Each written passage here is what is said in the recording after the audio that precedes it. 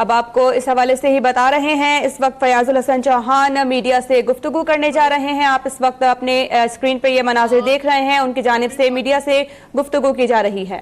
دیکھا کہ جو پارٹی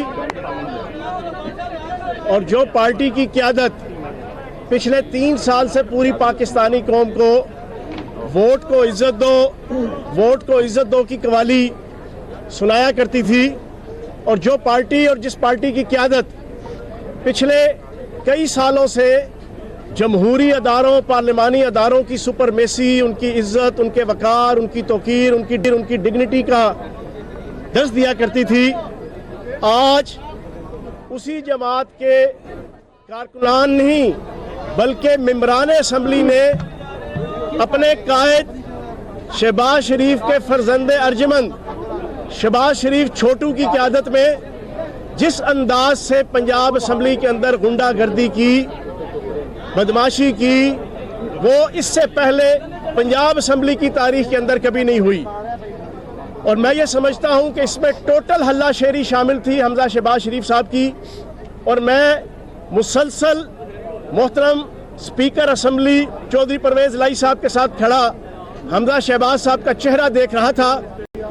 ہر غنڈہ گردی کے اوپر، ہر بدماشی کے اوپر، ہر قانون کو ہاتھ میں لینے کے ایکٹ کے اوپر حمزہ شہباز صاحب کے چہرے پہ مسکراہٹ، ان کے چہرے پہ خوشی اور ان کے چہرے پہ لالیاں آ رہی تھیں کہ میرے ممبران اسمبلی بہت زبردست طریقے سے قانون کی وائلیشن کر رہے ہیں۔ آج کیا ہوا؟ آج انہوں نے سیکرٹری اسمبلی کے اوپر حملہ کیا، سیکرٹری اسمبلی کے ٹیبل کو توڑنے کی کوشش کی، اور یہ ٹوٹل حمزہ شہباز صاحب کی ہلہ شیری تھی۔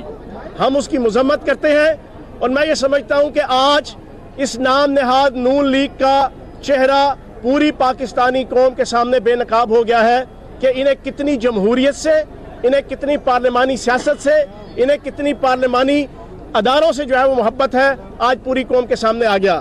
دوسرا، آج سب سے دلچسپ بات یہ ہوئی کہ پچھلے 10-12 دن سے اپنے قائد شہباز شریف کے ہجر و وصال کا اتنا شکار تھے ممبران اسمبلی نون لیگ کے، انہوں نے اونچی اونچی آواز میں اپنے قائد کو یاد کیا، ڈاکو ڈاکو ڈاکو ڈاکو کہہ کے۔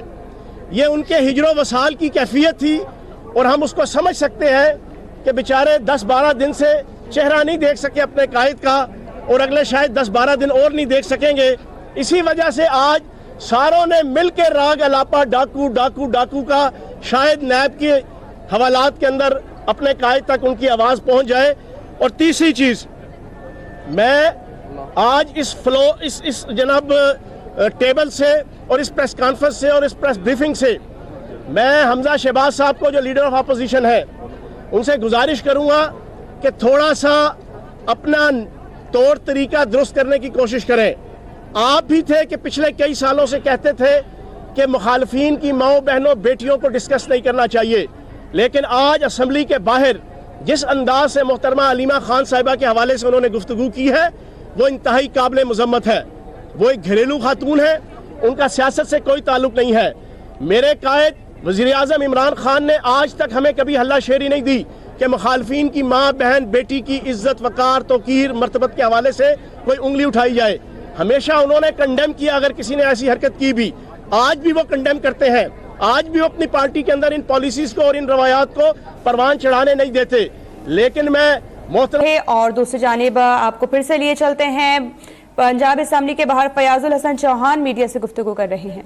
رکاوٹ کھڑی کی جاتی تھی پارشلزم کے ذریعے سے، وہ ہم نہیں کریں گے۔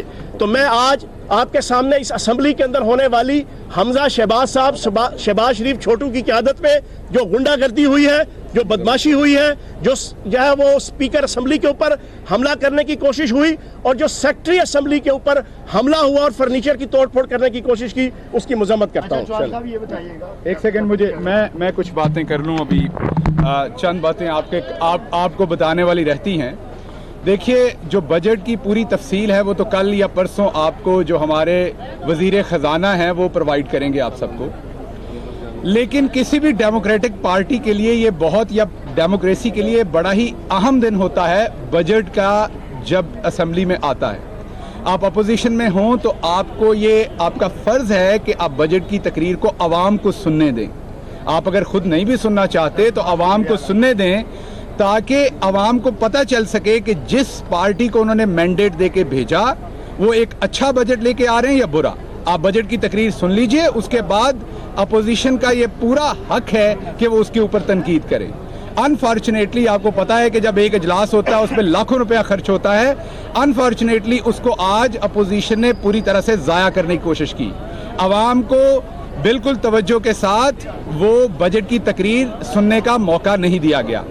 اگر آپ ان کی گڈ گورننس کی بات کریں تو پچھلے سال کے بجٹ میں تعلیم کے لیے اور صحت کے لیے ٹوٹل 144 ارب کا بجٹ رکھا گیا تھا پورے صوبے کے لیے, اور صرف اورنج ٹرین کا جو ایک منصوبہ تھا اس میں 165 ارب سے وہ شروع کیا گیا اور اب تخمینہ یہ ہے کہ وہ 250 ارب تک چلا جائے گا.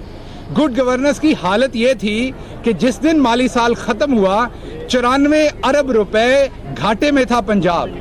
ہمارے پاس جو 40 ارب کی اسٹیٹ بینک کی لمٹ ہوتی ہے وہ بھی ایکسیڈ ہو چکی تھی, اور اس کے ساتھ ساتھ 57 ارب روپے کے ایسے چیکس تھے جو کانٹریکٹرز کو ایشو کیے گئے تھے, وہ چیکس بھی ان کے خلاف تقریباً 142 مقدمات حکومت پنجاب کے خلاف دائر تھے. اب آپ یہ دیکھیے کہ ان کے کیے ہوئے جرائم کی سزا ہماری پارٹی بھگت رہی ہے. ہم ان 142 کیسز کو عدالتوں میں فیس کر رہے ہیں. وہ جو 57 ارب روپے کا پیسہ ان کے پاس نہیں تھا. اس کے بعد یہ بجٹ میں بڑی بڑی, آپ اگر دیکھیں گے ان کا پچھلا بجٹ, اس میں بڑی بڑی یہ فگرز فج کر کے آپ کو دکھاتے تھے, لیکن اس کی جو actual utilisation end of the year نکلتی تھی وہ بہت ہی کم نکلتی تھی. تو جس ملک میں ایک جیسے وزیر خزانہ صاحب نے کہا کہ ایک بیڈ کے اوپر 3 مریض ہیں, تقریباً 90 لاکھ سے زیادہ بچے اسکولوں سے باہر ہیں, ایسے ملک میں آپ ایک اورنج ٹرین کے اوپر 250 ارب روپے لگا دیتے ہیں. اب اگر آپ یہاں پر کوئی اور چیز بھی بنانا چاہیں, اس قومی صوبائی اسمبلی کا جو ایوان ہے اسے اب دنیا کے کسی ترقی یافتہ ملک سے بھی اچھا بنانا چاہیں تو بالکل بنا سکتے ہیں, اور وہ خوبصورت بھی لگے گا, لوگ اسے انجوائے بھی کریں گے. لیکن کیا ہمارے پاس اتنے ریسورسز ہیں؟ تو جناب والا, آپ کو میڈیا کی رسپانسبلٹیز کے ساتھ عوام کو, ہم سب کو اس بات کو سوچنا پڑے گا کہ کیا گالی گلوچ کی سیاست چلے گی, ایک دوسرے کے اوپر چیخنے کی سیاست چلے گی, عوام کو بھیڑ بکری اور بے وقوف سمجھا جائے گا, عوام کے سامنے جو اصل نمبرز ہیں ان کے اوپر کبھی ان کو تسلی سے وہ بات نہیں سننے دی جائے گی. یہ 30 منٹ کا کام تھا, اگر یہ 30 منٹ چپ کر کے عوام کو یہ تقریر سننے دیتے, اور ابھی بجٹ کے اوپر 6 سے 7 دن بات چلنی ہے, بحث ہونی ہے, اس میں آپ آئیے تنقید کیجئے, ہم اکلے کل تھوڑی ہیں. ہو سکتا ہے ہم نے بہت گندی معاشی پالیسی دی ہو تو تنقید کیجئے, میڈیا بھی تنقید کرے, ہمیں اویئرنیس دیجئے, ہم اسے کریکٹ کریں گے. لیکن آپ نے تو آج پورے دن کی اتنے ممبرز کی, بہت سارے میڈیا کے لوگ باہر کھڑے ہیں, عوام ٹی وی لگا کے بیٹھی ہوئی ہے, ان تمام لوگوں کا وقت آپ نے ضائع کیا. کس کام کے لیے؟ کہ آپ کے ایک پارٹی لیڈر ہیں جنہوں نے 56 کمپنیاں بنائیں. میں آپ کو بتاتا ہوں کہ میں چیف منسٹر کا آفیشل سپوکس پرسن ہوں, تو میرے انڈر چیف منسٹر کا جو سیکریٹریٹ کا میڈیا ہے وہ آتا ہے. ایک ڈپارٹمنٹ میں 10 سے 15 لاکھ پہ لوگ ہائر کر کے میڈیا کا پروپیگنڈا کیا جاتا رہا. یہ میں ایک شخص کی تنخواہ آپ کو بتا رہا ہوں. ایک ینگ بچے 24-22 سال کے بچوں کو 3-4 لاکھ کی تنخواہ پہ ہائر کر کے پروپیگنڈا کیا جاتا رہا.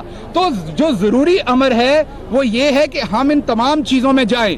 جو چیف منسٹر پنجاب ہیں عثمان بزدار صاحب, انہوں نے 55 لاکھ, جو ہر مہینے 55 لاکھ کا بجٹ ہوتا تھا, اس کو کم کر کے چیف منسٹر کے دفتر کے 55 لاکھ ہر مہینے جو خرچ کرتے تھے شہباز شریف صاحب, اس کو کم کر کے 8 سے 9 لاکھ روپیہ کیا ہے. یہ ہیں وہ اعداد و شمار جو ان کو سننے چاہیے, ان سے کچھ حاصل کرنا چاہیے, عقل کرنی چاہیے, اور آنے والے وقت میں ہمیں بیٹ کرنا چاہیے گڈ گورننس پہ.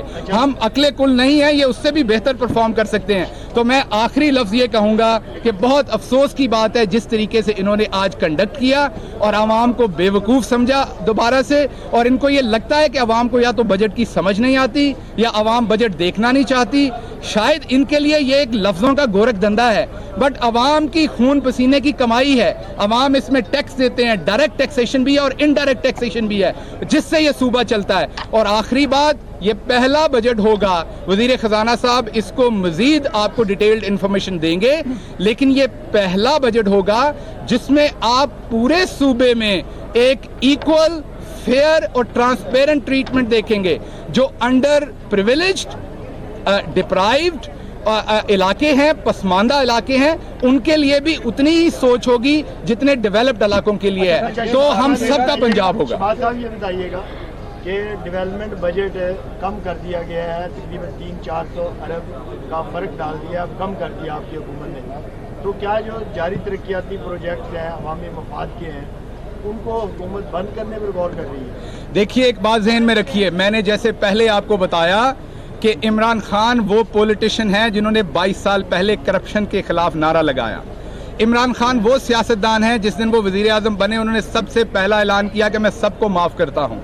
इमरान खान वो सियासतदान है जिन्होंने खैबर पख्तूनख्वा में 5 साल हुकूमत की, किसी एक भी सियासी हरीफ पे एक भी झूठा केस नहीं बनाया। ये कैसे हो सकता है कि हम अवाम के खून पसीने से शुरू हुए किसी भी प्रोजेक्ट को डिसोन करें? हाँ, ये बात सच है कि इन्होंने उसमें बहुत एम्बेजलमेंट्स की, ये बात सच है कि वहाँ पे प्रेफरेंसेस, प्रायोरिटीज बहुत गलत सेट हुई, लेकिन क्योंकि अवाम के खून पसीने का पैसा उन पे लग चुका है, तो हम उन प्रोजेक्ट्स को ओन करेंगे। हम वो हरकत नहीं करेंगे जो इन्होंने की। यहाँ पे तो 1122 को भी एक टाइम के ऊपर खैरात और ज़कात मांगने पे इन्होंने मजबूर कर दिया। हम ऐसा कोई काम नहीं करेंगे, बल्कि हम पूरी कोशिश करेंगे कि जितने भी प्रोजेक्ट्स हैं, गिवन मीन्स में, आप सबको पता है कि हमारे मुल्क की हालात हैं क्या इस टाइम, तकरीबन 1200 बिलियन तो ये सर्कुलर डेट छोड़ के गए हमारे ऊपर, जिसमें कोई 125 गैस में है और बाकी आपके सामने बिजली का सर्कुलर डेट है। ये बता दीजिएगा कि आपने कहा कि अवाम को आज जिस तरह से मछली मंडी बनाया गया है, ओपोजिशन कहती है कि बाद में उनका एहतजाज बुनियादी पर वो एहतजाज कर सकते हैं, जबकि अगर दावा बोला गया उनकी तरफ से आतापाई होती हुई। आप देख रहे थे लाहौर में तहरीक इंसाफ के रहनुमा मीडिया से गुफ्तगू कर रहे थे। इससे पहले सूबाई वज़ीर इत्तलात फयाजुल हसन ने भी मीडिया से गुफ्तगू की और उनका कहना था कि शहबाज शरीफ से गुजारिश है कि वो अपना तरीक़ा-ए-कार दुरुस्त कर लें।